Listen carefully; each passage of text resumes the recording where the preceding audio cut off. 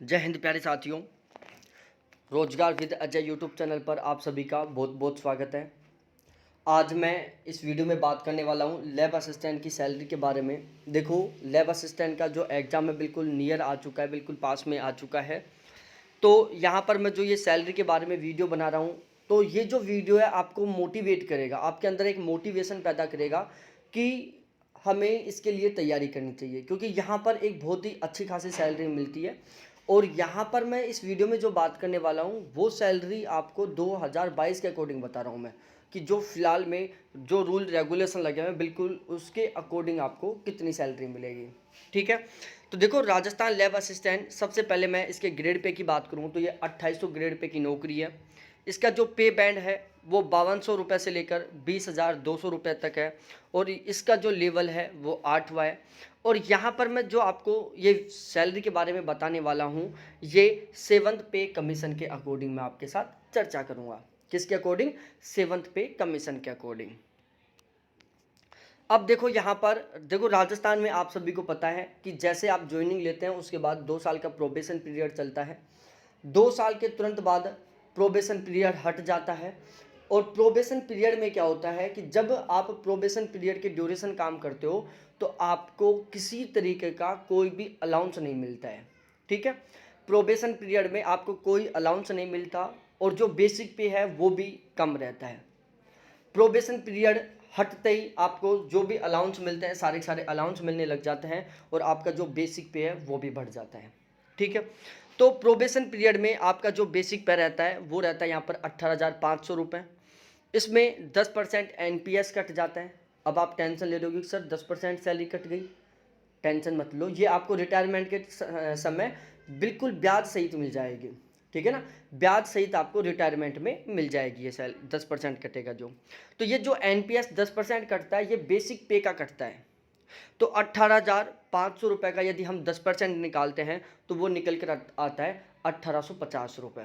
तो 1850 रुपये आपका NPS कटेगा।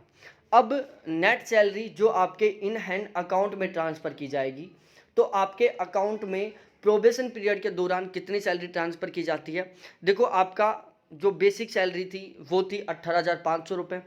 कोई अलाउंस मिलते नहीं है तो इसलिए यहाँ पर किसी तरीके का कोई अलाउंस नहीं जुड़ेगा।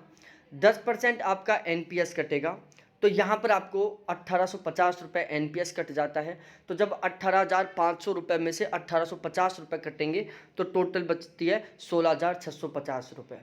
और फिलहाल में यदि आप इस वैकेंसी में लगोगे ना तो लगते ही पहले महीने में आपके अकाउंट में 16,650 रुपये ट्रांसफ़र किए जाएंगे। कितने? 16,650 रुपये।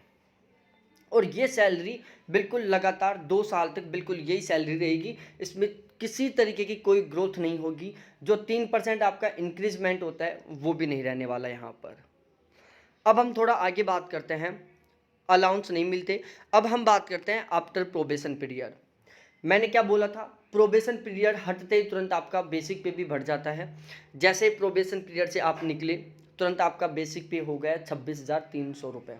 मतलब 2 साल का प्रोबेशन पीरियड के बाद में जैसे आप तीसरे साल में एंट्री करोगे तो आपका बेसिक पे हो जाएगा 26,300 रुपये। राजस्थान गवर्नमेंट 34% DA देती है, जिसको हम DNS अलाउंस बोलते हैं। और ये जो 34% DA दे रहा है ये किसके ऊपर देता है? बेसिक सैलरी के ऊपर देता है। तो यदि हम इस 34% 18 जो 26,300 रुपया आपका बेसिक पे है, इसका यदि हम 34% वैल्यू निकालते हैं जो हमारा DA है, तो मान निकल कर आता है 8,942 रुपये। मतलब आपका 8,942 रुपये DA जुड़ गया। अब उसके बाद हम HRA की बात करते हैं। HRA होता है होम रेंट अलाउंस। आपको रहने का खर्चा भी मिलता है, आपको जिस मकान में रहोगे उसके लिए खर्चा भी मिलता है, गवर्नमेंट के द्वारा उसका किराया मिलता है। तो राजस्थान में 2 प्रकार से मिलता है ये HRA। एक 9% का स्लैब होता है, एक 18% का होता है। तो 18% राज्य जो HRA है वो केवल बीकानेर, जयपुर, जोधपुर, कोटा और अजमेर, ये 5 ज़िले हैं जहाँ पर आपको 18% HRA मिलेगा। तो यहाँ पर देखो प्यारे साथियों, हम पूरी जो काउंटिंग वो 18% के हिसाब से कर लेते हैं। ठीक है, क्योंकि हम क्यों सोचें कि हम 9% वाले एरिया में रहेंगे, हो सकता है हमारी ज्वाइनिंग 18% वाले में आ जाए। तो 18% बेसिक पे का ही, देखो HRA और DA दोनों बेसिक पे पर काउंट होते हैं।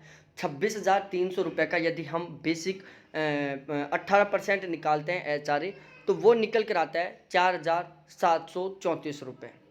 ठीक है, अब हमारी जुड़ती है ग्रोस सैलरी। भाई बेसिक पे, DA और HRA, इन तीनों को मिलाने से हमारी टोटल सैलरी बनती है। क्या बनती है? हमारी टोटल सैलरी बनती है, यदि हम इन तीनों को जोड़ते हैं HRA, DA और बेसिक सैलरी को, तो ये जुड़ता है टोटल 39,976 रुपये। ठीक है, तो ये रहेगी आपकी टोटल सैलरी।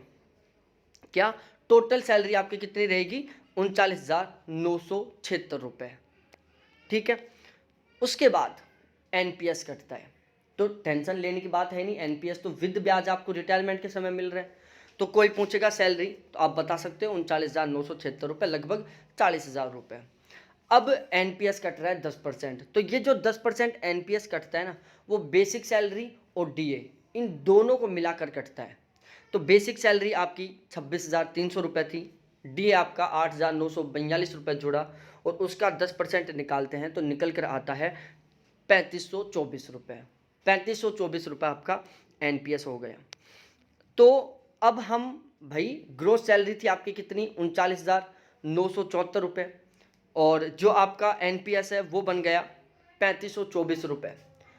तो 3,524 रुपये कटने के बाद तीसरी साल के पहले महीने में आपके अकाउंट में कितनी सैलरी ट्रांसफ़र की जाएगी, मतलब आपके हाथ में कितनी सैलरी आएगी? तो मेरे प्यारे साथियों, इन हैंड सैलरी कितनी रहेगी? ग्रोस सैलरी में से यदि हम NPS निकाल देते हैं तो कितना निकलता है? 36,452 रुपये। मतलब 36,452 रुपये आपको तीसरी साल के पहले महीने की सैलरी रहेगी। पूरे साल भर आपको 36,452 रुपये मिलेंगे। साथ साथ में एक अलाउंस और मिलेगा जिसको हम SI अलाउंस बोलते हैं। 700 रुपये का आपको SI अलाउंस मिलेगा, और इस अलाउंस को भी जोड़ते हैं हम। भाई एक अलाउंस और मिलेगा आपको SI अलाउंस, इसको भी जोड़ते हैं तो टोटल अमाउंट बन रहा है 37,152 रुपये। मतलब सभी के सभी अलाउंस को जोड़कर NPS को काटकर आपके अकाउंट में कितनी सैलरी ट्रांसफ़र की जाएगी? 37,152 रुपये सैलरी ट्रांसफ़र की जाएगी। अब हर साल आपकी सैलरी में ग्रोथ होगी, हर साल आपकी सैलरी बढ़ेगी। अब वो किस तरीके से बढ़ेगी? देखो प्यारे साथियों, जो सैलरी बढ़ती है ना, वो बेसिक पे पर बढ़ती है। यहाँ पर बेसिक पे कितना है आपका? 26,300 रुपये। हर साल इसमें 3% की बढ़ोतरी होगी, इसका 3% निकाल लेना। सपोज दैट हम मान रहे हैं मोटे मोटे तरीके से, क्योंकि हम निकाल नहीं रहे, यदि हम इसका 3% निकालते हैं और उसको जोड़ते हैं तो टोटल हो गया सपोज दैट 27,000 रुपये। तो चौथे साल आपका जो इंक्रीजमेंट होगा, जो बढ़ोतरी होगी 3% की, वो इस 27,000 पर होगी, फिर चौथे साल उस पर होगी। ठीक है, तो इस तरीके से हर साल आपका 3% सैलरी जो बेसिक पे है ना, वो हर साल 3% बढ़ता जाएगा। और एक टाइम ऐसा आएगा जिसमें आपका जो ये बेसिक पे है ना, ये 70-80 हज़ार पर पहुँच जाएगा। अब 70,000 पर बेसिक पे पहुँच गया तो इसका 34% DA निकालना। जब आप रिटायरमेंट लेके आओगे ना, लाखों में सैलरी रहेगी आपकी, 1.25 लाख के आसपास, 1.25 लाख 1.5 लाख के बीच में आपकी सैलरी रहेगी जब आप रिटायरमेंट लेके आओगे। कितनी? 1.25 लाख से 1.5 लाख रुपए के बीच में। ठीक है, और आपको 70-80 लाख रुपए के आसपास रिटायरमेंट मिलेगा, कम से कम 70-80 लाख बता रहा हूँ मैं, इससे भी ज़्यादा ही मिलेगा। तो कितनी अच्छी खासी नौकरी है, कितनी गजब की सैलरी है। काम पसीने का है नहीं, ऐसा नहीं है कि चलो बेलदारी वाला काम कर रहे हो, बिल्कुल अच्छी पंखे की नौकरी है। खैर, जो इसमें आपको AC वगैरह की तो सुविधा शायद ही मिल पाए, लेकिन पंखा मस्त तरीके से मिलेगी, मस्त तरीके की छाया मिलेगी, पसीने की नौकरी है नहीं, शानदार वाली नौकरी है, प्रेस भी टूटेगी नहीं आपकी। ठीक है, और अच्छी खासी सैलरी मिलेगी।